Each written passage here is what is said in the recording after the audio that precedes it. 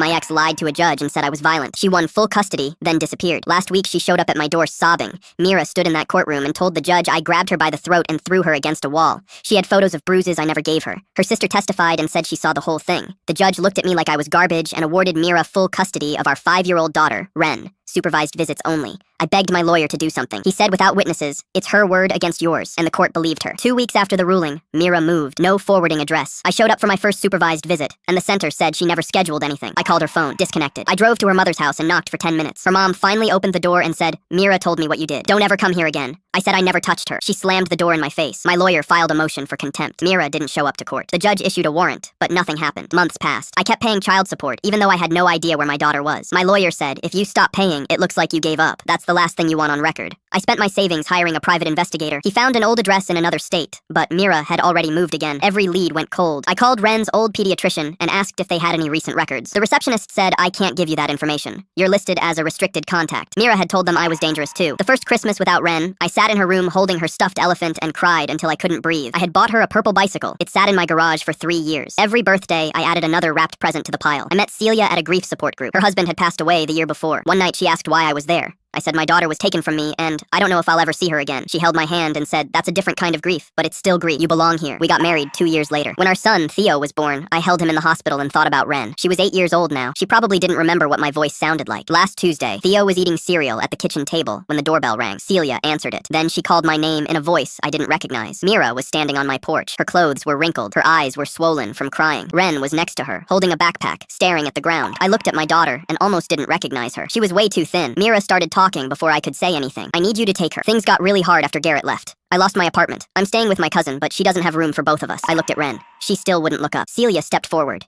You destroyed his life with lies. Now you show up asking for help? Mira said I did what I had to do to protect myself, but I can't take care of her right now. Just take her until I get back on my feet. I kneeled down in front of Ren. Sweetheart, do you remember me? She finally looked up. Her eyes were exactly like mine. She whispered, you're my real dad. Mom said you were in prison. She said you hurt people. I never hurt anyone. I've been looking for you for 3 years. Ren's voice got smaller. She said if I ever tried to find you, bad things would happen to me. I looked up at Mira. What did you do to her? Mira rolled her eyes. I kept her safe. She's fine. Are you going to take her or not? Ren reached into her backpack and pulled out a stack of papers. She held them out to me. I wrote you letters every birthday. Mom threw them away, but I found them in the trash and kept them. I took the letters. My hands were shaking so hard I could barely hold them. Ren said, I told the school counselor about the letters last month. Mom got really mad. She said I ruined everything. I stood up and looked at Mira. Get off my property. Mira's face twisted. You can't just take her. I have custody. Celia pulled out her phone. You violated a court order for 3 years. You told your daughter her father was in prison. Leave now, or I'm calling the police. Mira stared at us for a long moment. Then she turned and walked to her car without saying goodbye to Ren. That night, Ren slept in the room I'd kept ready for her. The purple bicycle was still in the garage. The presents were still wrapped. My lawyer said Mira won't get custody back.